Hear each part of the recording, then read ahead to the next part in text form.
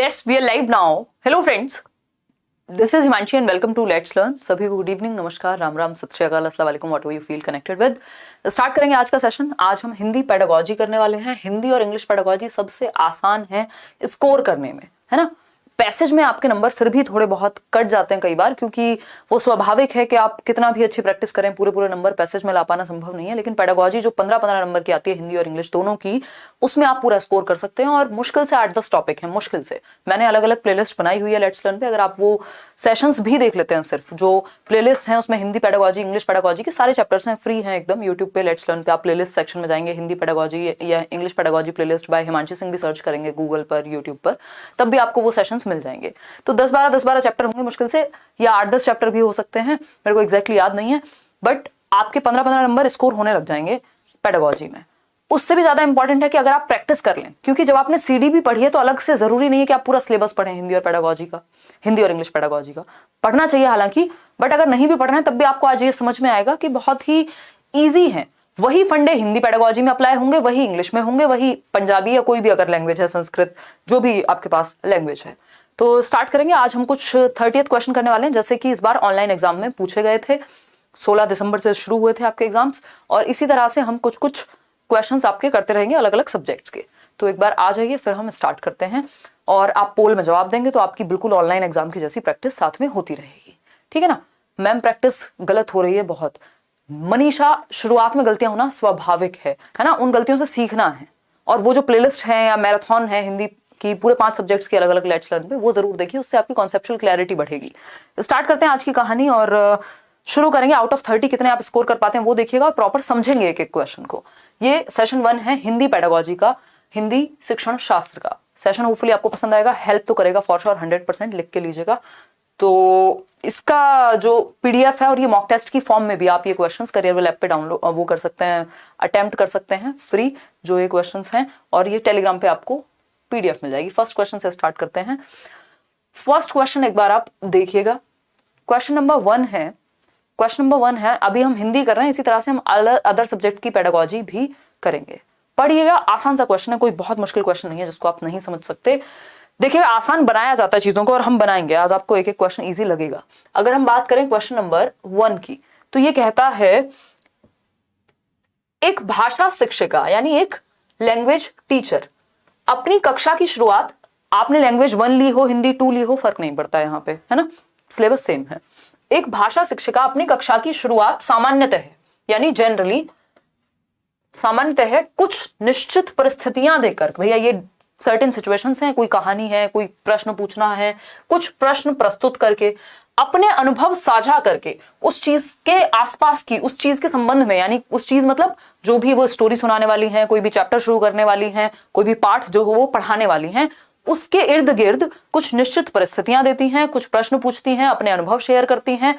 इससे क्या होगा, इसको हम पूर्व ज्ञान को जांचना कहते हैं, या बच्चे के पूर्व ज्ञान से जोड़ना कहते हैं। यानी जो प्रीवियस नॉलेज है, जो ओल्ड नॉलेज है, जो बच्चा जानता है, जो वो लेके आया है अपने घर से, उससे आप कनेक्ट कर रहे हैं नए चैप्टर को। ये पढ़ाने का बेस्ट तरीका होता है ना। प्रीवियस नॉलेज टेस्टिंग जैसी चीज आपने लेसन प्लान, पाठ योजना कभी बनाई होगी तो आपको याद होगा। तो पठन पूर्व के कार्य हैं, ये पठन के दौरान के कार्य हैं, निरंतर चलने वाले कार्य हैं, या पठन पश्चात के कार्य हैं। मतलब भाई कक्षा की शुरुआत में ही पढ़ लीजिए, एक भाषा शिक्षिका अपनी कक्षा की शुरुआत सामान्यतः है कुछ निश्चित परिस्थितियां, प्रश्न या अनुभव के द्वारा कर रही हैं। मतलब शुरुआत भी नहीं हुई है अभी, पठन पूर्व के कार्य हैं, वो पाठ आप पढ़ने वाले हैं, है ना, वो पाठ आप पढ़ने वाले, लेसन अभी स्टार्ट होने वाला है। उससे पहले ये कुछ सवाल हैं जो, या ऐसी कुछ भूमिका बनाना है, रेडी कर रहे हैं। अगर थॉर्नडाइक के नियम को देखें हम, लॉ ऑफ रेडीनेस को, तो ये तत्परता का सिद्धांत पे कहीं ना कहीं बेस्ड है ये क्वेश्चन, कि पहले बच्चों को तैयार तो महसूस कराएं, है ना। तो अगर बच्चा तैयार होगा, नहीं तो फिर वही होगा कि आप घोड़े को कुएं तक ले जा सकते हैं, पानी के पास तक ले जा सकते हैं, पिला नहीं पाएंगे। तो ये जरूरी है कि बच्चा तैयार हो। तो ये पठन पूर्व के कार्य हैं, एक्टिविटीज बिफोर रीडिंग है। इतनी बात क्लियर है, कोई मुश्किल बात नहीं है, बहुत आसान से सवाल हैं। थोड़े थोड़े आप अगर इनको प्रैक्टिस भी कर लेंगे, सिर्फ प्रैक्टिस सेशंस भी देख लेंगे, तो भी आप बहुत अच्छा कर पाएंगे, ठीक है। प्रीवियस ईयर दिवाली की साफ सफाई में मम्मी ने नौकरानी बना दिया है। कुमारी अगर मम्मी देख रही होंगी ना कंचन, ये तो आज बना देंगे, अब तक बनाया हो ना बनाया हो। देखिएगा एक बार, अगर हम बात करें पठन के दौरान के कार्य, भाई पठन के दौरान तो जब रीडिंग चल रही होगी, ड्यूरिंग रीडिंग अभी तो शुरू ही नहीं हुई है रीडिंग, ठीक। निरंतर चलने वाले कार्य हैं, अभी कहां कुछ चला है, अभी तो शुरुआत है। पश्चात मतलब ये तो आफ्टर रीडिंग हो गया, होमवर्क टाइप, उसकी तो बात ही नहीं हो रही। तो पठन पूर्व के कार्य, ए option is the right answer over here. आगे बढ़ेंगे, नेक्स्ट क्वेश्चन का आप पोल देंगे। ये आप पेपर 1, पेपर 2, लैंग्वेज 1, लैंग्वेज 2 सबके लिए काम की चीज है, ठीक। देखिएगा एक बार, क्वेश्चन नंबर 2 है, प्राथमिक स्तर पर यानी प्राइमरी लेवल पर पठन योग्यता का आकलन करने के लिए निम्नलिखित में से कौन सा विकल्प सबसे अधिक उपयुक्त है, यानी कौन सा एक ऑप्शन है जो बेस्ट है यदि आप प्राइमरी लेवल पर पठन योग्यता का आकलन कर रहे हैं, यानी असेस कर रहे हैं, आकलन कर रहे हैं, जांच रहे हैं कि बच्चों की रीडिंग एबिलिटी कैसी है प्राइमरी लेवल पर। ज्यादा अंतर नहीं आता, यहां प्राइमरी नहीं भी लिखा होता तब भी आंसर यही होता, ठीक है ना। तो प्राथमिक स्तर पर पठन योग्यता का आकलन कि बच्चों की रीडिंग एबिलिटी कितनी है, कैसी है, इसी क्वेश्चन को इंग्लिश में बदल के दे देगा, दैट्स इट। इसलिए मैं ट्रांसलेट करके डिस्कस करती हूं कि आपके सामने यही क्वेश्चन जब इंग्लिश में आए, क्योंकि सिलेबस अलग नहीं है, हिंदी इंग्लिश पेडागोजी का सब सेम है, यानी लैंग्वेज पेडागोजी का।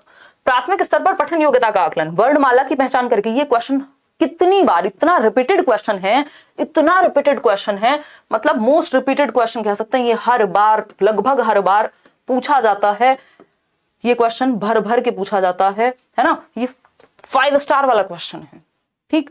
वर्णमाला की पहचान करना, मे बी विराम चिन्हों का ज्ञान कि कहां कौन सा विराम चिन्ह लगाना है, पाठ को समझना या पठन में प्रवाह। एक बात बताइए, आप पठन योग्यता का आकलन कर रहे हैं, देखना इसमें गलती की होगी ज्यादातर लोगों ने, पोल दिखाओ कितने लोगों ने कौन सा आंसर किया है। चलो बहुत बढ़िया, ए ऑप्शन कह रहे हैं 56% लोग, मतलब सबका जवाब गलत है। सही का कितना है दिखाना जरा।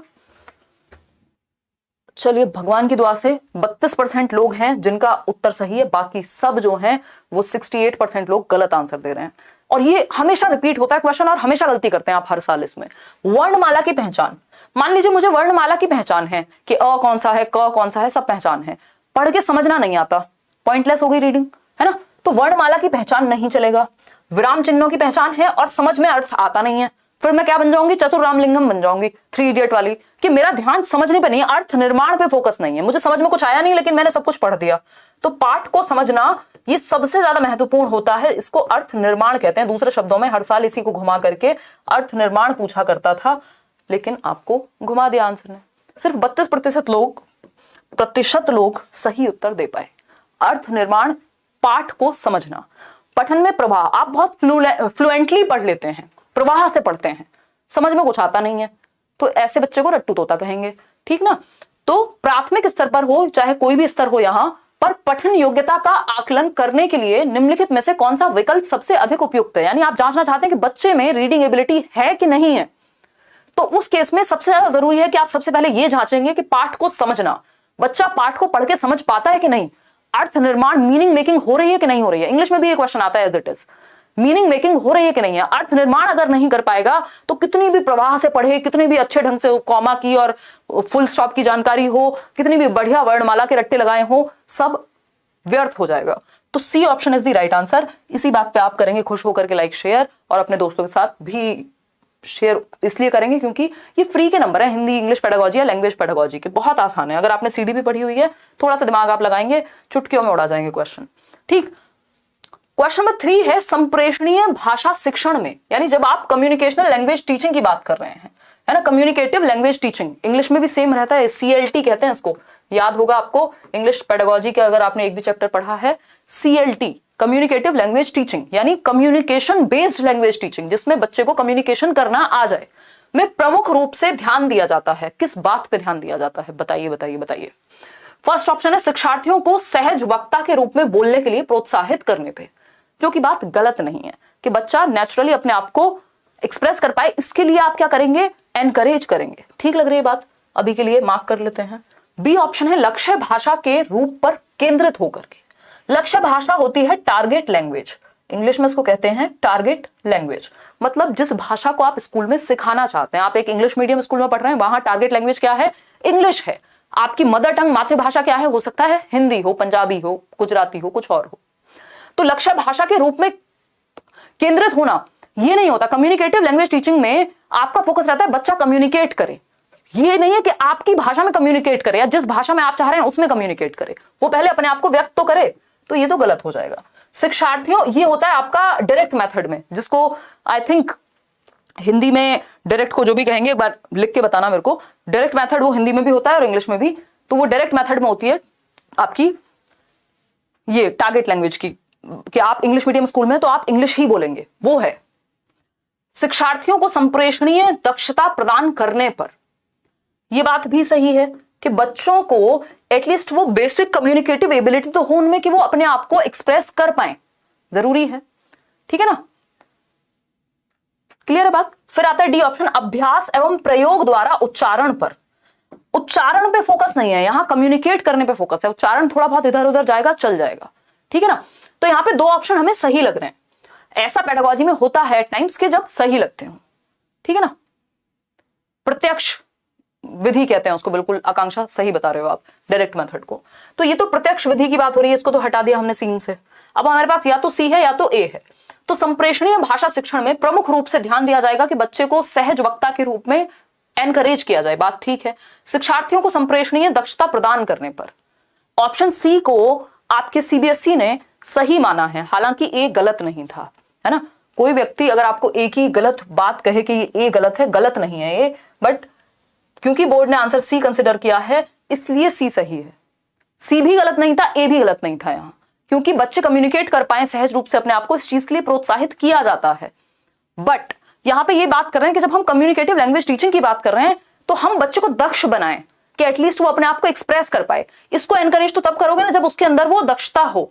तो इसलिए ज्यादा बेटर ऑप्शन सी को मान लिया, अदरवाइज ए गलत नहीं था बट इसके सामने वीक हो गया। तो C option is the right answer.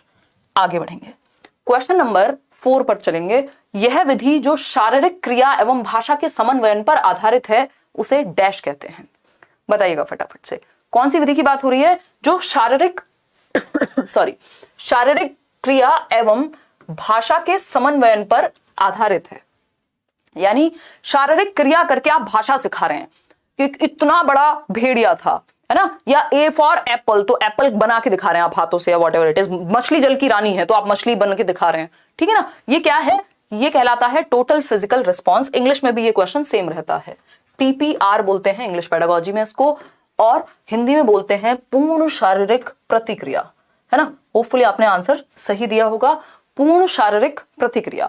यानी शारीरिक क्रियाओं के थ्रू, जब आप मछली की बात कर रहे हैं तो आप कह रहे हैं मछली जल की रानी है, मतलब आप फिजिकल एक्टिविटी, आप कह रहे हैं बच्चों को मेरे पीछे रिपीट करो वैसी ही फिजिकल एक्टिविटी जो मैं करा रही हूं, कोई कविता या कोई पाठ पढ़ाते हुए, तो इसको पूर्ण शारीरिक प्रतिक्रिया, टोटल फिजिकल रिस्पॉन्स कहते हैं। कार्य आधारित भाषा अधिगम, ऐसा नहीं है कि कोई वर्क बेस्ड है, कोई सहयोगात्मक संप्रेषणात्मक, नथिंग, शारीरिक क्रियाओं का प्रयोग किया गया है, पूर्ण शारीरिक प्रतिक्रिया कहते हैं। सिंपल फैक्चुअल क्वेश्चन है, इसमें मैं और आप कुछ नहीं कर सकते। इस सीधा टू द पॉइंट क्वेश्चन पूछा है, जैसे पूछ लिया हो कि प्याजे की कितनी स्टेजेस हैं, वैसा क्वेश्चन था, ये फैक्चुअल क्वेश्चन था। ठीक है ना। क्वेश्चन नंबर 5 देखिएगा एक बार, क्वेश्चन नंबर 5 देखिए फटाफट से और जवाब दीजिए। बुनियादी साक्षरता, जो बेसिक लिटरेसी की हम बात करते हैं, एवं संख्या ज्ञान, जो आपका नंबर नॉलेज है एक तरह की, कि पूर्व अपेक्षित शर्तें क्या हैं। मतलब जब आप बेसिक लिटरेसी की बात कर रहे हैं या न्यूमरेसी स्किल्स की बात कर रहे हैं तो उसमें फर्स्ट प्री रिक्वेस्ट क्या है, शर्त क्या है, बताइएगा।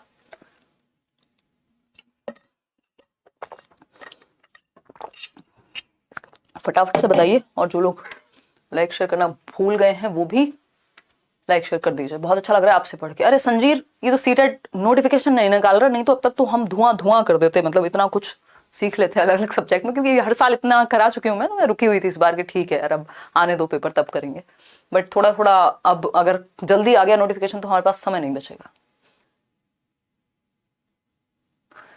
देखिएगा, अगर हम बात करें बुनियादी साक्षरता की, तो इसमें पता नहीं आप लोग कौन सा आंसर सही मान रहे हैं, बट सुनना, बोलना एवं अंक गणित, सीधा अंक गणित की बात नहीं हो रही, बेसिक न्यूमरेसी स्किल्स, जोड़ घटाना, कुछ बातों में आप बेसिक कैलकुलेशन सीख जाएं, सीधा अंक गणित नहीं। पढ़ना, लिखना एवं अंकों के साथ मूल क्रियाएं, जो बेसिक एक्टिविटीज हैं, के पढ़ना लिखना सीख रहे हैं, साथ में थोड़ी बेसिक न्यूमरेसी स्किल्स आपकी आ गई। कैसे भैया, ये 5 पेन थे, 4 पेन थे, इसमें से 2 मैंने किसी को दे दिए, कितने बचे। तो भाषा भी सीख रहे हैं आप और गणित भी सीख रहे हैं, इसको हम बेसिक न्यूमरेसी स्किल्स कहते हैं। तो बी ऑप्शन यहां सही है, पढ़ना लिखना एवं अंकों के साथ मूल संक्रियाएं, बेसिक एक्टिविटीज। लिखना, पढ़ना और पर्यावरण अध्ययन नहीं, बात हो रही थी संख्या ज्ञान की, पर्यावरण कहां से आ गया। अंकों के साथ खेलना, खेलने पे बात नहीं है, इससे बेहतर ऑप्शन हमारे पास बी है, तो B is the right answer over here. आगे बढ़ेंगे नेक्स्ट क्वेश्चन पे। क्या कहता है नेक्स्ट क्वेश्चन, बताइए फटाफट से आगे बढ़ेंगे। क्वेश्चन नंबर 6 देखिएगा, क्वेश्चन नंबर 6 देखिएगा, मिलेंगे यार, नोट्स भी मिलेंगे। कैसे होगा धुआं धुआं, मेटाफोरिकली समझते हो चीजें, लिटरली नहीं, लिटरली यहाँ धुआं धुआं नहीं करेंगे हम, मेटाफोरिकली करेंगे, है ना। ये सांकेतिक है ये बात, इसको लिटरल नहीं लेना है। हम पर्यावरण को बचाने पे फोकस कर रहे हैं और आप यहाँ धुआं धुआं कराने पे फोकस कर रहे हैं। मतलब ये है कि आपके लिए चीजें इजी हो जाती हैं अब तक, और एक सेशंस बढ़ जाते हैं आपके, और पता नहीं क्या क्या हम अब तक कर देते हैं। ठीक, बताइएगा। अगर हम बात करें क्वेश्चन नंबर 6 की, शिक्षार्थियों को व्याकरण सीखने में सहायता करने के लिए, यानी आप बच्चों को हेल्प कर रहे हैं किसमें, ग्रामर सीखने में। ठीक, हमारे द्वारा डिजाइन किए गए कार्य के संबंध में निम्नलिखित में से कौन सा विकल्प सबसे अधिक उपयुक्त है। यानी जब आप ग्रामर पढ़ा रहे हैं, बच्चे को व्याकरण सिखा रहे हैं, तो कौन सा तरीका सर्वाधिक उपयुक्त माना जाएगा, सबसे बेहतर माना जाएगा, बताइएगा फटाफट से, तभी हम आगे बढ़ेंगे। वह कार्य अर्थपूर्ण होना चाहिए, बिल्कुल सही बात है भाई। कोई भी काम अगर आप ग्रामर क्या किसी भी चीज को सिखा रहे हैं, व्याकरण छोड़िए, तो अर्थपूर्ण होना चाहिए, मीनिंगफुल होना चाहिए, बात तो ठीक लग रही है। वह सबसे अधिक जानकारी देने वाला होना चाहिए। अब यहाँ पे रूल्स पे फोकस है, जानकारी पे फोकस थोड़ी, सूचनाएं तो बहुत सारी अवेलेबल है दुनिया में। फिर आता है सी ऑप्शन, वह कार्य अध्यापक के दृष्टिकोण से उद्देश्यपूर्ण होना चाहिए। भैया अध्यापक के दृष्टिकोण से, अध्यापक के लिए पढ़ा रहे हैं, बच्चों के लिए पढ़ा रहे हैं। फिर आता है डी ऑप्शन, उसका कोई सामाजिक उपयोग नहीं होना चाहिए। क्या बुरा हो जाएगा अगर समाज के लिए उपयोगी होगा तो? नहीं, एक ही उत्तर सही है, वह कार्य अर्थपूर्ण होना चाहिए, मीनिंगफुल होना चाहिए, जिसमें साथ में बच्चा क्या सीख जाए, व्याकरण भी सीख जाए। ठीक है ना। तो संदर्भ में व्याकरण सिखाने पे हमारा फोकस रहता है, रटवाने पे नहीं। कि आपने कोई कहानी सिखाई, सुनाई, पढ़ाई और उसी में से कुछ कुछ व्याकरण की चीजें सीख ली। मान लीजिए आप कोई कहानी सुना रहे थे, उसमें बता दिया आपने कि ये जो बच्ची थी ऋचा, मान लीजिए, तो ये ऋचा क्या है, नाउन है, संज्ञा है। तो आपने संदर्भ में व्याकरण को सिखा दिया, अलग से रूल्स, अलग से नियमों को रटवाया नहीं। इसी को अर्थपूर्ण कहेंगे। क्वेश्चन नंबर 7 देखिएगा, व्याकरण अनुवाद विधि में नहीं है, नॉट पूछा है। व्याकरण अनुवाद विधि में, ग्रामर ट्रांसलेशन मेथड, जीटी कहते हैं इसको, जीटी रोड नहीं, ग्रामर ट्रांसलेशन मेथड कहते हैं। ठीक है ना, जिसमें आप दूसरी भाषा को ट्रांसलेट करके सीखते हैं, अनुवाद करके सीखते हैं। यानी जब आप इंग्लिश सीख रहे हैं तो आप रूल्स के थ्रू सीख रहे हैं, ग्रामर के थ्रू सीख रहे हैं, टेंसेस के थ्रू सीख रहे हैं, और उनको भी आप हिंदी में पढ़ रहे हैं। तो इसको हम कहते हैं कि ये व्याकरण अनुवाद विधि है, जो आपकी मातृभाषा में सिखाया जाता है। मातृभाषा द्वारा सीखने को बढ़ावा देना। हाँ, इसमें मातृभाषा पे फोकस होता है क्योंकि ट्रांसलेट किया जाता है व्याकरण को आपकी भाषा में। व्याकरण को महत्व देना, हाँ व्याकरण को महत्व दिया जाता है, तभी तो नाम है इसका ग्रामर ट्रांसलेशन या व्याकरण अनुवाद। फिर आता है सी ऑप्शन, विद्यार्थी के संप्रेषण कौशल का संवर्धन करना। यानी जो विद्यार्थी है उसकी कम्युनिकेशन स्किल को बेहतर करना।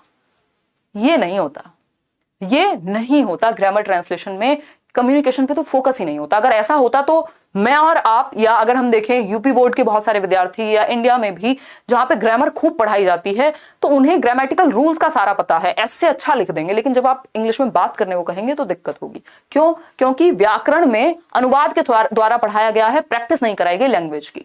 तो कम्युनिकेशन की प्रॉब्लम होती है, कम्युनिकेशन में संवर्धन नहीं होता ग्रामर ट्रांसलेशन विधि के द्वारा। ये इसका एक ड्रॉबैक है, नहीं के बारे में यही सही है। डी ऑप्शन है, विद्यार्थी को भाषा के धारा प्रवाह प्रयोग करने योग्य बनाना। यानी बच्चा फ्लुएंटली लैंग्वेज को यूज कर पाए, योग्य तो वो बन जाएगा, बस संप्रेषण पे फोकस नहीं है, क्योंकि वो यूज कर पाएगा। यूज किस में करेगा? ऐसे राइटिंग में कर सकता है, रूल्स को समझने में कर सकता है, रीडिंग में कर सकता है, रीडिंग इससे अच्छी होती है। लेकिन कम्युनिकेशन अच्छी नहीं होती, जो कि सी ऑप्शन में कहा है, और जो नहीं होता वही पूछा था। क्वेश्चन नंबर 8 देखिएगा। अगर आप एक सेशन भी अच्छे से समझ लेते हैं ना, हिंदी पेडागोजी, इंग्लिश पेडागोजी, आपके कॉन्सेप्ट्स क्लियर होने शुरू हो जाएंगे। कोई कह रहा दीदी हंसो ना, हाँ अभिषेक, यहाँ चुटकुले का आलम बनाया हुआ हमने, है ना। आज पहली बार हम आपका हिंदी का क्लास कर रहे हैं। मुस्कान बहुत बढ़िया, हाँ इस साल शायद ये पहली क्लास है हिंदी की, है ना।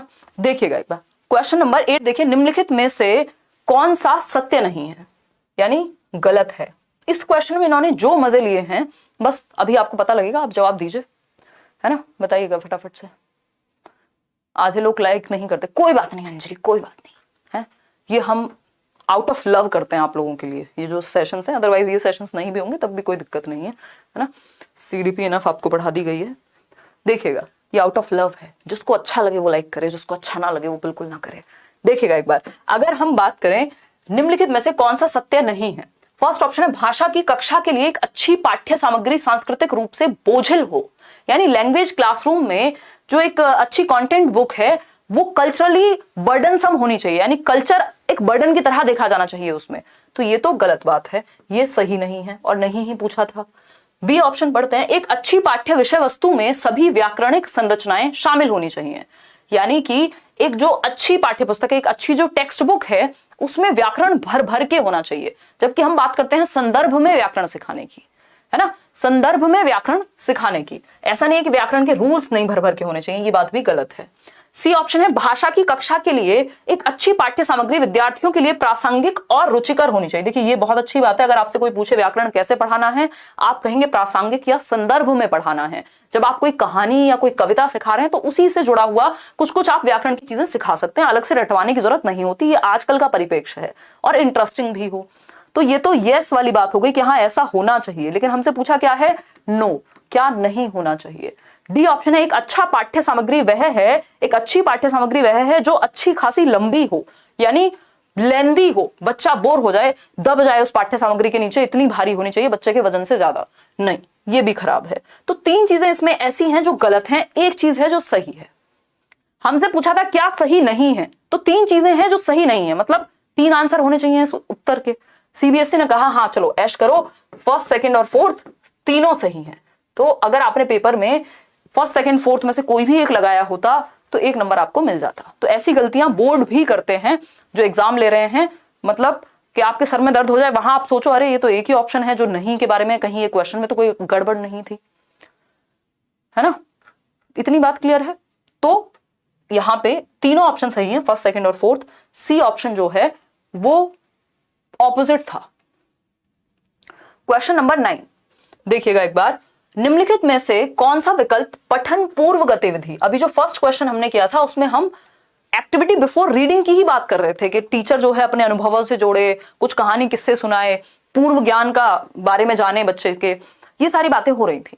तो कौन सा विकल्प बच्चे की पूर्व ज्ञान को जानने के बारे में सहायक है। पाठ्य सामग्री का अनुवाद करना, अगर ट्रांसलेशन कर देंगे तो इससे पूर्व ज्ञान का कोई संदर्भ, कोई संबंध नहीं है, जस्ट ट्रांसलेशन कर दिया, इसमें प्रीवियस नॉलेज कहां टेस्ट हुई, कोई टेस्ट नहीं हुई। बी ऑप्शन है अनुमान लगाने का कार्य। ये बात सही है कि जब आप प्रीवियस नॉलेज टेस्ट करते हैं, जब आप पढ़ाने से पहले कुछ कुछ चीजें टेस्ट कर रहे हैं या अपने अनुभव शेयर कर रहे हैं, कोई गतिविधि करा रहे हैं, तो बच्चा अनुमान लगाएगा कि आज हम पढ़ने क्या वाले हैं। भाई आप जब पढ़ाने जाते थे, याद होगा आपको, मुझे याद है टीचिंग ट्रेनिंग में अपनी, तो पहले हम क्या पूछते थे, कुछ कुछ आसपास के सवाल पूछते हैं पूर्व ज्ञान को जांचने के लिए कि अच्छा बच्चों आपने बादल देखे हैं, तो अच्छा फिर घुमा फिरा के हम लाएंगे कि आज हम बारिश को समझेंगे, है ना। वैसे ऐसा कोई टॉपिक होता नहीं है, तो अनुमान लगाने का कार्य आप करते हैं, ये बात सही है पढ़ने से पहले। शिक्षार्थियों को पाठ्य सामग्री का सारांशीकरण करने के लिए कहना, भैया कॉन्क्लूजन तो लास्ट में निकालोगे, पहले पता तो हो कहानी क्या है, कॉन्क्लूजन तो तब निकालेंगे, कॉन्क्लूजन तो ब्रेकअप के बाद निकालते हैं, पहले कैसे निकालोगे। ठीक, व्याकरणिक संरचनाओं का शिक्षण, यानी आप ग्रामेटिकल स्ट्रक्चर्स पढ़ाने लग जाओगे, चैप्टर पढ़ाया नहीं है पहले ग्रामेटिकल स्ट्रक्चर पढ़ाओगे तो बच्चे तो डर के भाग जाएंगे, पहले ही वर्ड मीनिंग रटवाने लग गए। नहीं, अनुमान लगाने का कार्य, यानी आप प्रिडिक्ट करने लगते हैं, पठन पूर्व गतिविधि से आपको प्रिडिक्शन दिमाग में आ जाती है, अनुमान लगाने लगते हैं कि हो सकता है आज मैम ये चैप्टर पढ़ाने वाली हूं, क्योंकि आपने 2-4 क्वेश्चन उस टॉपिक के अराउंड, उस पार्ट के आसपास के पूछे हैं, तो अनुमान लगाएगा बच्चा। B option is the right answer. Question number 10 देखिएगा एक बार, क्वेश्चन नंबर 10 पढ़िएगा एक बार, पोल में जवाब दीजिएगा। किसी पाठ्य सामग्री में, यानी कोई कंटेंट बुक है, टेक्स्ट बुक है, में अंतर्निहित क्रियाओं और विचारों के पात्र या दर्शक के रूप में स्वयं को रखकर लिखने संबंधी कार्य डैश के अंतर्गत आते हैं। यानी कोई एक स्टोरी पढ़ी, कोई मूवी देखी और आप खुद को रख रहे हैं उस कैरेक्टर की जगह पर और तब सोच रहे हैं, है ना, आप बन गए हैं सेंटर ऑफ अट्रैक्शन, उस स्टोरी के जो मेन पात्र हैं आप बन गए हैं और अब आप अपने आप को सेंटर में रख के सोच रहे हैं। इस तरह के काम को क्या कहते हैं। पहला ऑप्शन है एक्स्ट्रापोलेटिव, यानी किसी के स्थान पर स्वयं को रखना। तो ये तो उन्होंने खुद ही जवाब दे दिया, इतनी लंबी कहानी लिख दी आपके लिए कि अगर आप थोड़े से भी स्मार्ट होंगे तो आंसर आप मार्क कर देते हैं यहाँ पे। बोधात्मक प्रश्न, कुछ बोध करने के बारे में बात हो रही है, नहीं। पाठ विश्लेषण, एनालिसिस, भाषा विश्लेषण, कुछ नहीं कहा ऐसा कि क्या सीखा क्या बताया, कुछ नहीं, अपने आप को दूसरे की जगह रख के और अपने पॉइंट ऑफ व्यू से, अपने स्टैंड पॉइंट से कहानी लिखनी है। तो एक्स्ट्रापोलेटिव यानी किसी के स्थान पर स्वयं को रख करके देखना है और फिर लिखना है या उसके बारे में बताना है। तो A option is the right answer. Extrapolative activities कहते हैं, इंग्लिश में भी ये सेम ही टॉपिक है। क्वेश्चन नंबर 11 देखिएगा, भाषा कक्षा में काव्य यानी जो साहित्य है या काव्य बेसिकली पोइट्री है, उसकी जब हम बात कर रहे हैं, लैंग्वेज क्लासरूम में जब हम पोइट्री की बात कर रहे हैं तो उसका मुख्य उद्देश्य क्या है, ये पूछा है हमसे। फटाफट से बताइएगा ताकि हम आगे बढ़ सकें। ये जो रेड और ग्रीन इमोजी बना बना के भेजते रहते हो आप लोग, क्या सोचते हो डर जाएगा गब्बर इससे? हैं आप इतनी मेहनत कर रहे हो फिर लाइक नहीं कर रहे। अरे श्यामा आप क्वेश्चन अटेम्प्ट करो यार, दिल पे मत ले जाया करो। ये मैं हंसी मजाक थोड़ा माहौल बनाने के लिए कहती हूँ, लाइक से कुछ होता नहीं है, मतलब ऐसा कुछ, बस ये दिल की खुशी के लिए होते हैं लाइक्स। देखिएगा एक बार,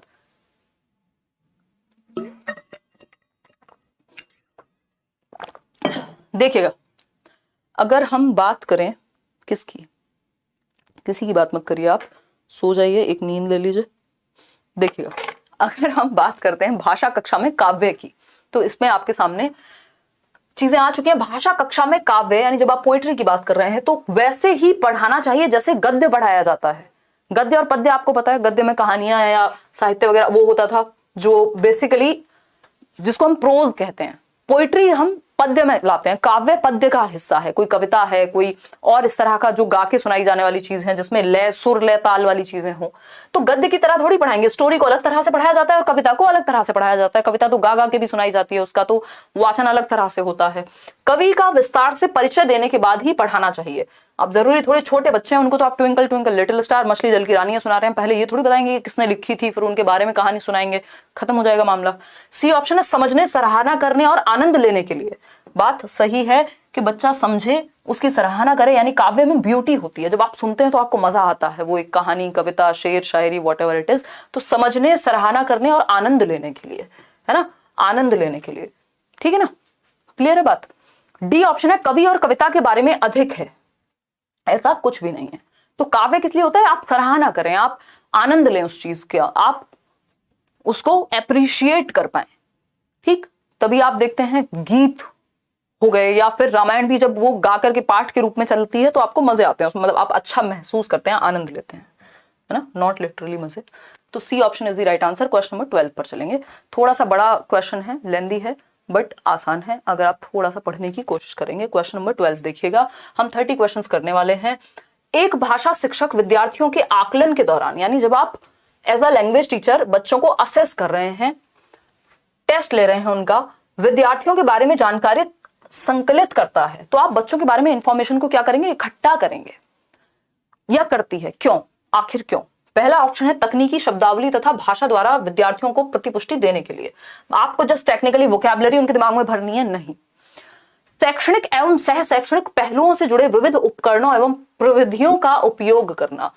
यह बात सही है कि आप स्कोलेस्टिक और को स्कोलेस्टिक, करिकुलर और को करिकुलर एक्टिविटी से जुड़ी हुई ऐसे उपकरणों का प्रयोग करेंगे कि बच्चे को आप होलिस्टिक रूप में, कॉम्प्रिहेंसिव रूप में, व्यापक रूप में, सतत एवं व्यापक मूल्यांकन की बात हो रही है, जान सकें। बी ऑप्शन सही लग रहा है। फिर भी सी ऑप्शन देखेंगे, उनके निष्पादन के आधार पर यानी उनकी परफॉर्मेंस के आधार पर उन्हें उत्कृष्ट, औसत एवं कमजोर श्रेणी में वर्गीकृत करना, यानी बच्चों को लेबल करना कि ये बेस्ट है, ये एक्सीलेंट है, ये वीक है, ये नहीं करना होता, बच्चे को लेबल नहीं करना होता। भाषा की कक्षा में अधिक से अधिक शिक्षण सहायक सामग्री के उपयोग के उद्देश्य के लिए। ऐसा नहीं कि सिर्फ टीचिंग लर्निंग मटेरियल के चार्ट ज्यादा से ज्यादा भर दो क्लास में, है ना, टीचिंग लर्निंग मटेरियल का फुल यूज करो, ज्यादा से ज्यादा करो, ऐसा भी नहीं है। तो बी ऑप्शन सबसे बेहतर है, बच्चे की भलाई में है कि आप आकलन इसलिए करते हैं ताकि आप बच्चे को होलिस्टिकली, सर्वांगीण रूप से आकलन कर सकें उसका, और उसके अंदर की जो क्षमताएं हैं उनको बाहर लेकर के आ सकें। क्वेश्चन नंबर 13 देखिएगा, बहुत ही प्यारा सा सवाल। क्या पूछा है, पाठ्यक्रम के दौरान शिक्षार्थी की कठिनाइयों, यानी बच्चे को जहां डिफिकल्टी महसूस हो रही है, उनके ज्ञान में रिक्तता, जहां कमी रह गई है, रिक्तता बोले तो गैप, ठीक है, और गैप बोले तो आपके दिमाग में गैप सुनते ही डायग्नोज करना आना चाहिए, डायग्नोस्टिक टेस्टिंग आनी चाहिए, है ना, ये दिमाग में बिठा लीजिए आप। डायग्नोज को हिंदी में क्या कहते हैं, अब वो बता दे तो फिर तो आप आंसर मार्क कर देंगे, है ना, आप तो फिर आंसर मार्क कर देंगे। हिंदी अगर बता दी तो ऐसे कैसे चलेगा। अच्छा राहुल, जान गए हम आप सैदपुर से हैं, बहुत गलती हो रही, कोई बात नहीं, आप फिर भी नहीं हंसी, हंसने की बात तो होनी चाहिए, है? देखिएगा एक बार, अगर हम बात करें क्वेश्चन नंबर 13 की, तो ये कहता है जब आप पाठ्यक्रम के दौरान, जब आप सिलेबस पढ़ा रहे हैं, सिलेबस करा रहे हैं, उस टाइम पे जो कठिनाइयां आ रही हैं बच्चों को, या जहां गैप्स हैं तथा कौशल में कमी, जो भी स्किल में उनकी वो लैक कर रहे हैं, जहां पर भी, को ज्ञात करने के लिए एक परीक्षण विकसित किया गया है, यानी एक टेस्ट बनाया गया है ताकि आप बच्चे के गैप्स को जान सकें, तभी तो फुलफिल करेंगे। भाई पहले बच्चे की प्रॉब्लम पता होगी तब तो आप उसको ठीक करेंगे। तो इसको उपलब्धि परीक्षण नहीं कहते। उपलब्धि परीक्षण तो अचीवमेंट टेस्ट होता है जिसमें बस ये पता चलता है कि कितना अचीव किया है। जब गैप की बात हो रही है तो ये निदानात्मक परीक्षण है, यानी ये डायग्नोस्टिक टेस्ट है, यानी रिक्तियों का पता लगाया जाएगा। और इस डायग्नोस्टिक टेस्ट निदानात्मक परीक्षण के बाद रेमेडियल टीचिंग यानी उपचारात्मक शिक्षण होता है। याद रखिएगा, हमेशा पहले निदान होगा फिर उपचार किया जाएगा, उपचारात्मक शिक्षण बाद में होगा। अगर आपको बुखार है 10 दिन से तो आप पहले टेस्ट करा के पता लगाएंगे परेशानी क्या है, बाद में उस रिपोर्ट के आधार पे आपके लिए दवाइयां लिखी जाएंगी।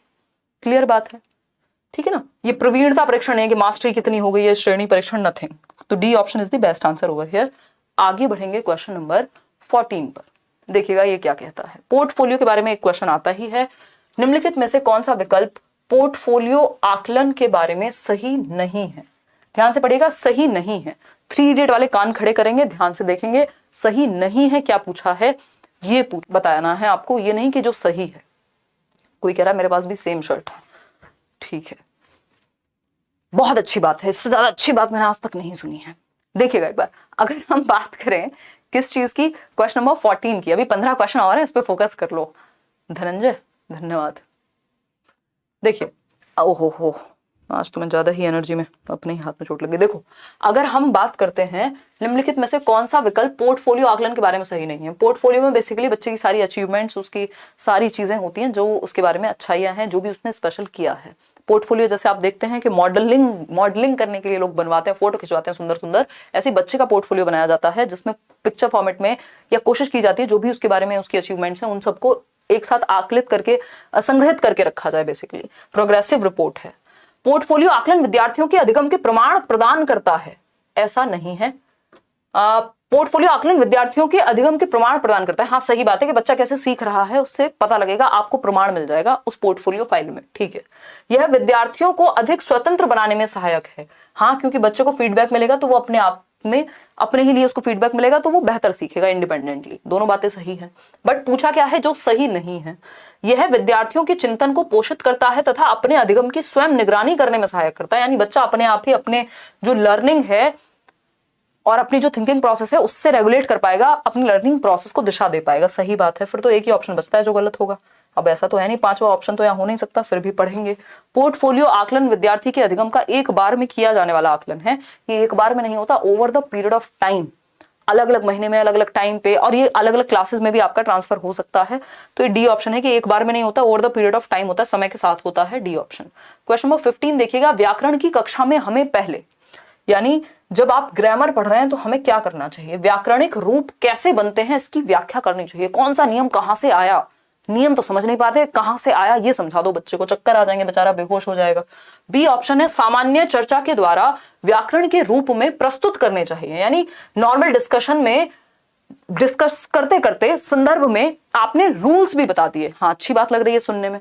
अनियमित रूपों की व्याख्या करनी चाहिए, मतलब एवं जो अलग अलग रूप हो सकते हैं किसी नियम के, पहले नियम आया नहीं है बच्चों को, आप उसको और कंफ्यूज कर दो डिफरेंट चीजें बता के। उनके सामाजिक कार्यों का वर्णन करना चाहिए, जी नहीं। सामान्य चर्चा के द्वारा व्याकरण के रूप में प्रस्तुत करना चाहिए, यानी नॉर्मल डिस्कशन हो रहा है क्लासरूम में, बच्चे कोई स्टोरी पढ़ रहे हैं और वहीं व्याकरण संदर्भ में, प्रसंग में, प्रासंगिक रूप से व्याकरण कॉन्टेक्स्ट में सिखाना है व्याकरण, ना कि रटवाना है। तो B option is the right answer. तो ये आपका एक पेपर का डिस्कशन खत्म हुआ। अब आते हैं 15 क्वेश्चन और हैं। इसमें पेपर 1 पेपर 2 दोनों के मिक्स्ड क्वेश्चंस हैं, लैंग्वेज 1 लैंग्वेज 2 दोनों के मिक्स्ड क्वेश्चंस हैं। फटाफट से आंसर कीजिएगा, सिलेबस चेंज नहीं हुआ है। अगर आप इन क्वेश्चंस को प्रैक्टिस करना मिस करते हैं तो आप बहुत बड़ी गलती कर रहे हैं, है ना। क्यों? क्योंकि सिलेबस सेम है, ऑनलाइन के पेपर हैं, पेपर 1 पेपर 2 सबके लिए सब कुछ सेम है, लैंग्वेज 1 लैंग्वेज 2 पेडागोजी सेम है सबकी।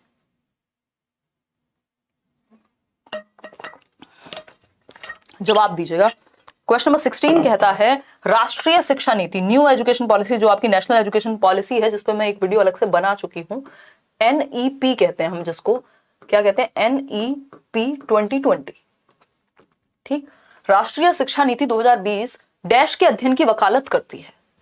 किसको पढ़ाने की वकालत करेगी, किसकी स्टडी की वकालत करेगी? बच्चे के भले में जो होगा वही आंसर सही है, जिसमें बच्चा सबसे ज्यादा सक्रिय हो, एक्टिव हो और बच्चे की भलाई के लिए जो ऑप्शन हो, है ना। तो पहला ऑप्शन है संस्कृत, हिंदी, अंग्रेजी तथा आधुनिक भारतीय भाषाएं। चलो ठीक बात है, तो ये तो 3 लैंग्वेज फॉर्मूला भी कह ही रहा था, नहीं संस्कृत यहाँ पे जबरदस्ती जोड़ दिया, नहीं ऐसी बात नहीं है। मातृभाषा अंग्रेजी, राज्य की भाषा संस्कृत, क्योंकि जब मॉडर्न इंडियन लैंग्वेज बोल दिया था तो संस्कृत वहीं आ जाती, अलग से संस्कृत क्यों देनी थी। मातृभाषा अंग्रेजी, राज्य की भाषा संस्कृत, पाली, प्राकृत तथा जनजातीय तथा छोटे छोटे समुदायों में बोली जाने वाली भाषाएं। समूची विद्यालय शिक्षा में अंग्रेजी एक अध्ययन के रूप में। मातृभाषा घर की भाषा, शास्त्रीय भाषाएं, आधुनिक भारतीय भाषाएं तथा विदेशी भाषाएं। ये थोड़ा सा ज्यादा सेंसिबल लग रहा है हमें, क्योंकि ये इसमें कंफ्यूज किया गया है कि पाली, प्राकृत, ये वो। जब आधुनिक भारतीय भाषाएं बोलती तो वहीं पे 21 भाषाएं, आपकी 21 या 22 जितनी भी भाषाएं हैं वो वहां आ जाएंगी। ठीक है, कमेंट करके बताइएगा मॉडर्न इंडियन लैंग्वेज में कितनी भाषाएं। 22 भाषाएं हैं if I am not wrong, तो वो जो 22 भाषाएं हैं उन सभी में आ जाएंगी। ठीक, तो मातृभाषा घर की भाषा मतलब मदर टंग जो घर पे बोली जाती है बच्चे के, वो होनी चाहिए। शास्त्रीय भाषाएं होनी चाहिए, बिल्कुल सही बात है। आधुनिक भारतीय भाषाएं मॉडर्न इंडियन लैंग्वेज भी होनी चाहिए, और विदेशी भाषाएं फॉरेन लैंग्वेज भी। तो इसमें सब आ गया, जो बाकी के ऑप्शंस थे उनसे ये बेहतर था डी ऑप्शन। क्वेश्चन नंबर 17 देखिएगा एक बार और पोल में जवाब दीजिएगा। आसान सा क्वेश्चन है, ऐसा क्वेश्चन एक आता ही है। एक बच्ची अपने माता पिता के साथ बिहार से मुंबई आई है। बच्ची बिहार से, बिहार मैप में इमेजिन कीजिए, क्योंकि मैप पे भी क्वेश्चंस आते हैं, हिंदी में नहीं आते, ईवीएस में आते हैं। तो बिहार से मुंबई गई है, मतलब कहां बिहार है और कहां मुंबई है, नीचे की तरफ साउथ में। तो बिहार से मुंबई गई है बच्ची, ठीक। तथा वह विद्यालय में हिंदी संस्कृत, स्कूल में बच्ची हिंदी पढ़ रही है, संस्कृत पढ़ रही है, अंग्रेजी सीखती है, तथा अपने पड़ोस एवं विद्यालय में जो भी उसके आसपास का माहौल है, जिस माहौल में वो मुंबई में रह रही है, और विद्यालय में जो बच्चे हैं उनसे वो अपने मित्रों से क्या है, मराठी भाषा को अधिग्रहित कर रही है, अर्जन कर रही है। एक होता है लैंग्वेज एक्विजिशन जिसको हम भाषा अर्जन कहते हैं, दूसरा होता है लैंग्वेज लर्निंग जिसको हम भाषा अधिगम कहते हैं। अधिगम मतलब पूरे तामझाम के साथ सीखना, किताबें हैं, रूल्स हैं, टीचर है, फलाना है, ये अधिगम है, लर्निंग है।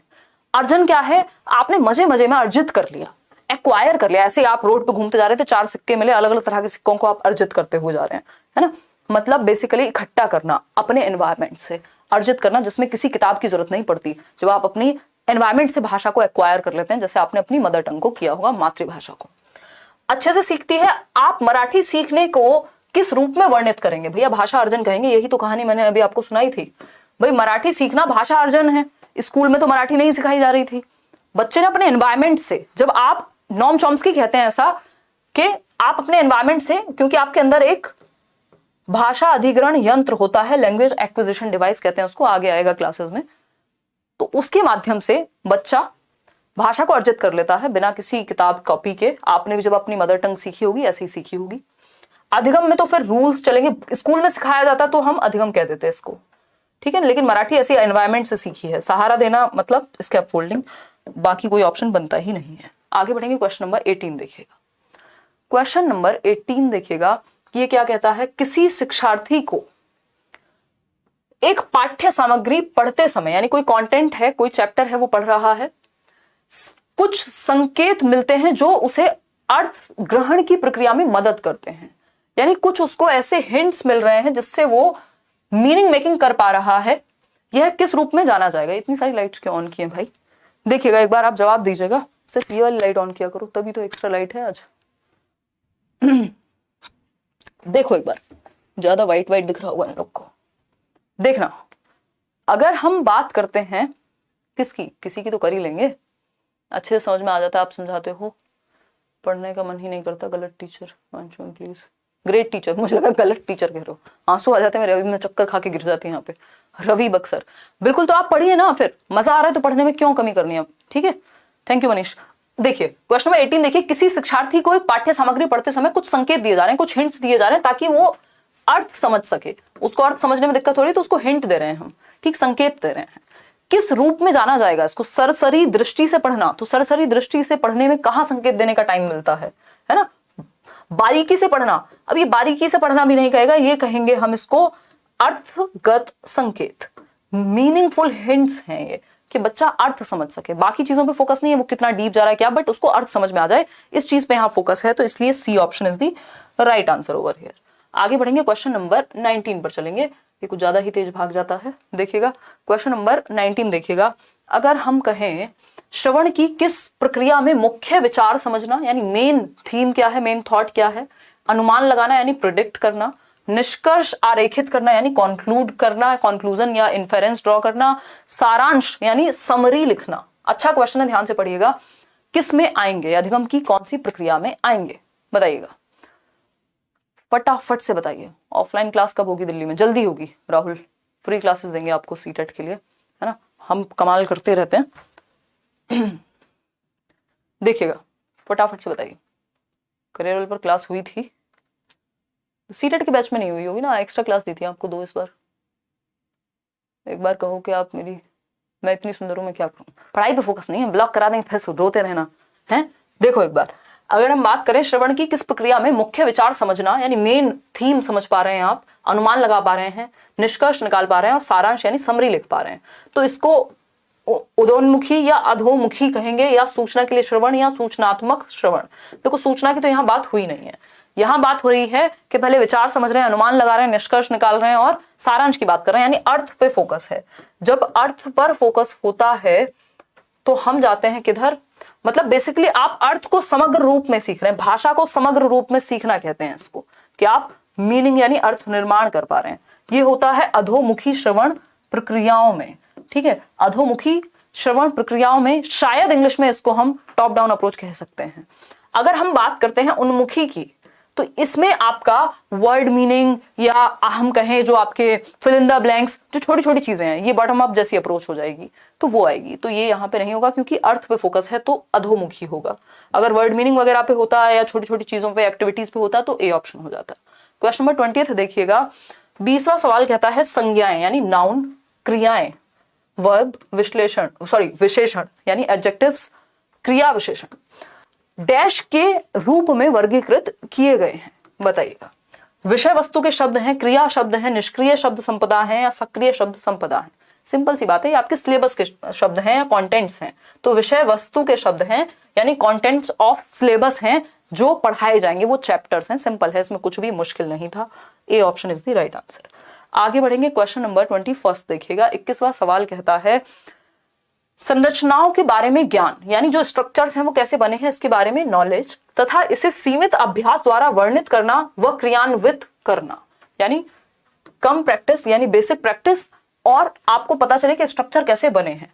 तो इसको क्या कार्य विधिक कहेंगे, घोषणात्मक ज्ञान कहेंगे, व्याकरण अनुवाद प्रक्रिया कहेंगे या भाषा प्रक्रियाएं कहेंगे। भाई आपको स्ट्रक्चर के बारे में पता हो और आप सीमित अभ्यास में अपने शब्दों में या जैसे भी उसको वर्णित कर रहे हैं, तो बताइए क्या होगा। मैम मैंने कॉम्बो बैच लिया है, क्या स्पेशल बैच 5 से मैं तैयारी करूं या नहीं, क्योंकि मैंने दोनों बैच लिया हुआ है, मैं थोड़ा कंफ्यूज हो गया हूँ। यार देखो, कॉम्बो बैच लिया मनीष, इसका मतलब अगर आप सीटेट की तैयारी कर रहे हैं तो आप पेडागोजी स्पेशल में मत आइए। पेडागोजी स्पेशल डीप पेडागोजी के लिए, अगर आप पूरे देश भर में किसी भी एग्जाम के लिए पढ़ रहे हैं, चाहे वो D2+ है, KVS है, कोई और स्टेट का टेट है, सीटेट के लिए आप सीटेट के बैच में ही रहिए। सीटेट के लिए अगर आपने कॉम्बो ले लिया बस इनफ है। पेडागोजी सीटेट के लिए मत पढ़िएगा, पेडागोजी स्पेशल डीप बैच है, वहां आप कंफ्यूज हो जाएंगे, बहुत बड़ा सिलेबस है उसका, ठीक है। देखिएगा, संरचनाओं के बारे में ज्ञान, ये कहलाता है घोषणात्मक ज्ञान, डेक्लेरेटिव नॉलेज कहते हैं इसको, डेक्लेरेटिव नॉलेज कहते हैं। बेसिक आपको प्रैक्टिस करके और आप उस अपने शब्दों में उसको कम शब्दों में बात को कह पा रहे हैं। डिक्लेरेटिव नॉलेज की कोई चीज कैसे काम करती है, कोई डेफिनेशन अगर आपको बतानी है ना, या कुछ भी इस तरह का है जिसमें आपको कम शब्दों में बात कह देनी है। आगे बढ़ेंगे नेक्स्ट क्वेश्चन नंबर 22 पे, 22वां सवाल ये कहता है प्राकृतिक भाषा में संदर्भ से पठन सामग्री का स्रोत, यानी जब आप नेचुरली लैंग्वेज सीख रहे हैं कॉन्टेक्स्ट से, तो इसको कैसे देखेंगे। बनावटी पठन सामग्री, साहित्यिक कार्य, पाठ्य पुस्तक के लेखकों द्वारा विकसित पठन सामग्री या प्रामाणिक पठन सामग्री, यानी आप चाह रहे हैं बच्चा नेचुरली भाषा को कॉन्टेक्स्ट में सीखे। पठन सामग्री का स्रोत क्या बेस्ट होगा, जो रियल हो, जो ऑथेंटिक हो, जो जिसका कोई मतलब हो। तो ऑथेंटिक सामग्री मतलब प्रामाणिक पठन सामग्री, ऑथेंटिक मटेरियल से सिखाएंगे आप इस केस में। बाकी सारी बातें साइड हो जाएंगी क्योंकि आप नेचुरली लैंग्वेज को संदर्भ में, कॉन्टेक्स्ट में, तो कॉन्टेक्स्ट किसका होगा, आप कोई हिस्ट्री की कहानी है तो वो तो रियल है ना, तो उसका कॉन्टेक्स्ट है, एग्जिस्ट करता है। किसी ने अपनी मर्जी से कोई कहानी लिखी हो तो वो नहीं होगी। तो ये प्रमाणिक पठन सामग्री, इसको ऑथेंटिक मटेरियल कहते हैं। आगे बढ़ेंगे क्वेश्चन नंबर 23 पर, निम्नलिखित में से कौन सा भाषा आकलन के बारे में सही है, यानी जब आप लैंग्वेज को असेस कर रहे हैं, आकलन कर रहे हैं, टेस्ट कर रहे हैं, तो कौन सी एक बात सही होगी, आकलन के विषय में क्या सही है। शिक्षार्थियों की उपलब्धि यानी अचीवमेंट वो मैटर नहीं करेगी, नहीं तो आप फर्स्ट सेकंड लाने पे फोकस करेंगे। शिक्षार्थियों की व्याकरणिक ज्ञान का आकलन, यानी जो बच्चे की कौन सी ग्रामेटिकल नॉलेज है वो भी मेन नहीं होती। शिक्षार्थियों की भाषाई निपुणता का आकलन, हाँ ये एक बार को फिर भी हो सकता है कि भैया मास्टरी कितनी है लैंग्वेज पे, यह पता करना कि शिक्षार्थियों को क्या नहीं आता है। ये उद्देश्य नहीं है कि क्या नहीं आता है, ये है कि कितने निपुण वो हो गए हैं, इसलिए आप आकलन कर रहे हैं। और कितने निपुण हुए उससे आपको अपने आप पता चल जाएगा क्या नहीं आता है, कहाँ काम करने की जरूरत है। तो सी ऑप्शन ज्यादा बेहतर है, नेगेटिव की तरफ नहीं जाते हम, बच्चे की भलाई की तरफ जाते हैं। क्वेश्चन नंबर 24 देखिएगा, निम्नलिखित में से कौन सा भाषा की कक्षा में त्रुटियों के विषय में सही है। त्रुटि मतलब एरर्स, एरर्स पे एक क्वेश्चन आता ही है निश्चित रूप से, चाहे वो सीडीपी हो, बाल विकास हो, चाहे वो पेडागोजी हो। बताइएगा एक बार, फटाफट से बताइएगा, फिर हम आगे बढ़ेंगे। बताइएगा, ईवीएस भी करेंगे जल्दी, डोंट वरी। शुरू में पेडागोजी बिल्कुल समझ नहीं आती थी, बट आपसे पढ़ के सबसे ज्यादा पेडागोजी समझ में आने लगी है। बहुत बढ़िया संजीर, यही चाहिए, इसीलिए जी रहे हैं हम। क्यों खड़े हम रात को इतनी यहाँ पे, नहीं तो इतना कुछ तो करा ही दिया चैनल पे। पोल पहले आ जा रहा है, कोई बात नहीं अमित, पहले से कोई दिक्कत नहीं है, बाद में नहीं आना चाहिए। क्वेश्चन नंबर 24 की अगर हम बात करते हैं तो कौन सी त्रुटियां या एरर्स के बारे में कौन सी बात सही है। त्रुटियां शिक्षार्थियों तथा शिक्षक दोनों के लिए सीखने के क्षेत्र और प्रतिपुष्टि हैं। बिल्कुल सही बात है, गलतियों से टीचर और लर्नर दोनों को बहुत कुछ सीखने को मिलेगा, इंपॉर्टेंट है, विंडो के रूप में काम करती हैं। शिक्षार्थी जब भाषा का प्रयोग करते हैं तब भी के तभी त्रुटियों को सुधारना चाहिए, नहीं पहले भाषा को अभिव्यक्त करने देना चाहिए उनको, बाद में त्रुटियां सुधर जाएंगी। त्रुटियां केवल शिक्षक के लिए सीखने का क्षेत्र है, नहीं भाई बच्चे के लिए भी है। त्रुटियां द्वितीय भाषा में प्रथम भाषा के हस्तक्षेप का संकेत है। जरूरी थोड़ी है कि तभी गलतियां होंगी आपसे जब आप दूसरी भाषा सीख रहे हैं, पहली में भी हो सकते हैं, तो ये तो कोई नीडेड नहीं है, या ऐसा नहीं है जरूरी कि जब भी कोई गलती कर रहे हैं तो आप दूसरी भाषा की वजह से कर रहे हैं।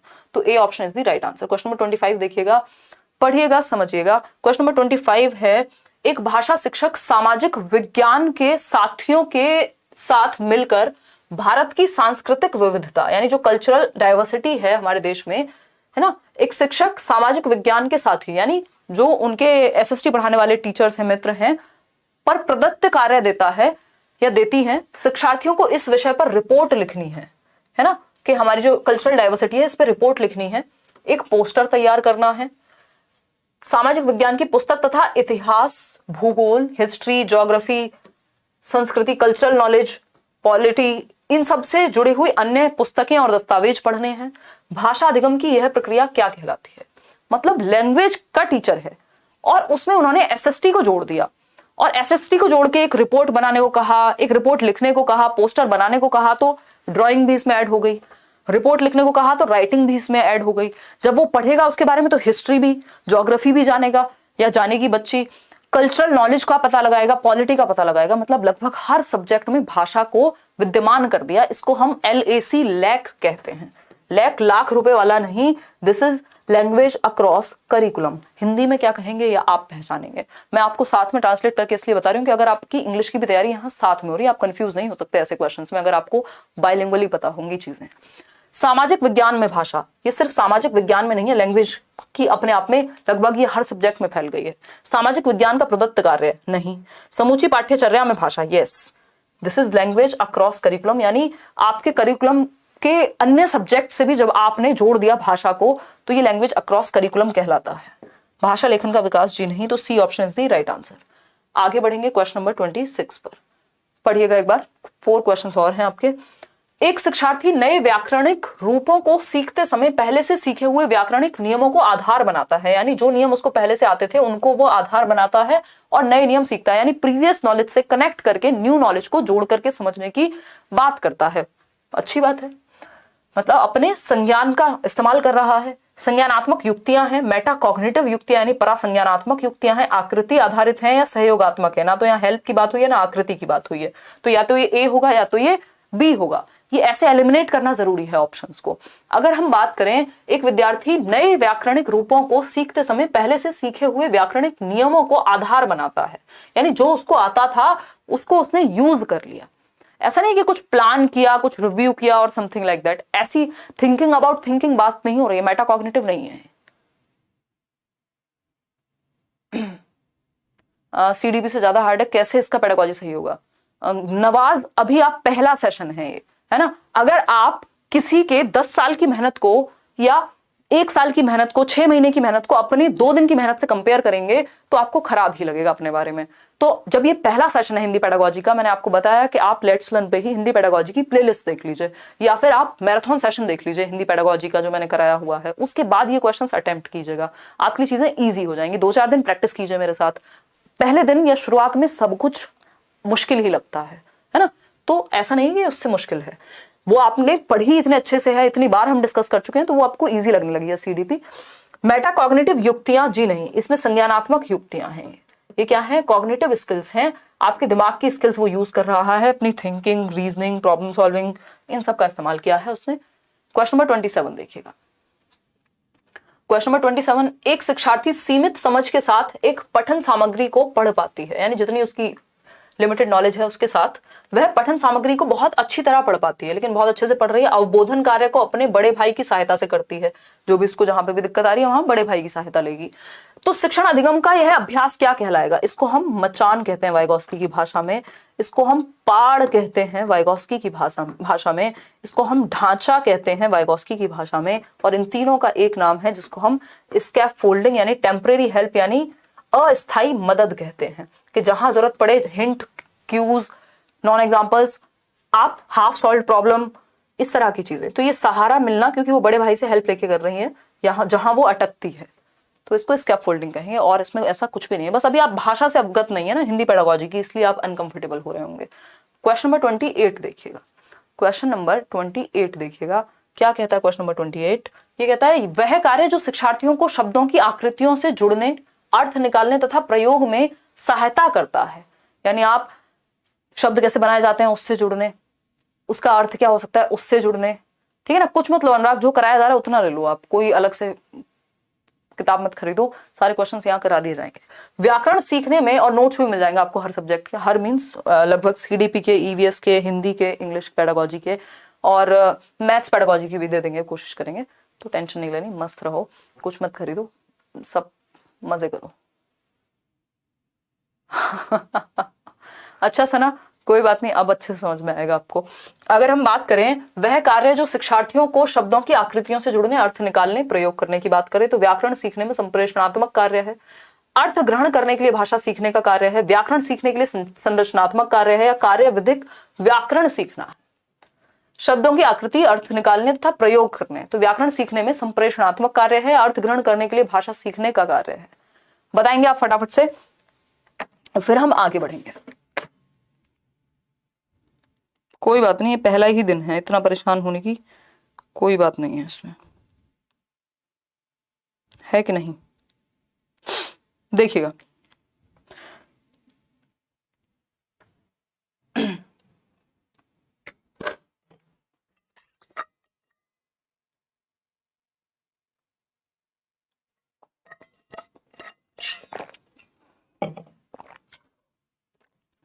क्वेश्चन है वह कार्य जो शिक्षार्थियों को शब्दों की आकृतियों से जुड़ने, अर्थ निकालने तथा प्रयोग करने, यानी यूज भी कर रहे हैं आप लैंग्वेज को। तो व्याकरण सीखने में शब्दों की आकृतियां, व्याकरण सीखने में संप्रेषणात्मक कार्य है, या अर्थ ग्रहण करने के लिए भाषा सीखने का कार्य है।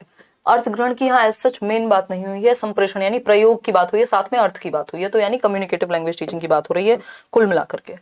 व्याकरण सीखने में संप्रेषणात्मक कार्य है, यानी एक ऐसा कार्य है जो कम्युनिकेटिव वर्क है, जिससे आप लैंग्वेज को, उस व्याकरण का इस्तेमाल भाषा में कर पाए। क्वेश्चन नंबर 29 है, सेकंड लास्ट क्वेश्चन है आज के लिए। निम्नलिखित में से कौन सी व्याकरण सीखने में सचेतनता में वृद्धि करने वाली रणनीति है? यानी कि आप कॉन्शियसली व्याकरण सीख रहे हैं, उसके लिए व्याकरणिक इकाइयों को नियम की तरह प्रस्तुत करना तथा पृथक रूप से, देखो अलग थलग डीकॉन्टेक्स्ट करके, डीकॉन्टेक्चुअलाइज्ड वे में नहीं पढ़ाते, व्याकरण अलग से नहीं रटवाते, तो ये तो गड़बड़ हो जाएगी। व्याकरण भाषा को संदर्भ में प्रस्तुत करना, शिक्षार्थियों के संज्ञान में लाना, वह प्रयोग करने के योग्य बनाना तथा बाद में उनका ध्यान इसके नियमों की ओर दिलाना, ये बेटर लग रहा है। व्याकरण पुस्तक अथवा अभ्यास से नहीं, पुस्तक और अभ्यास से नहीं रटवाते।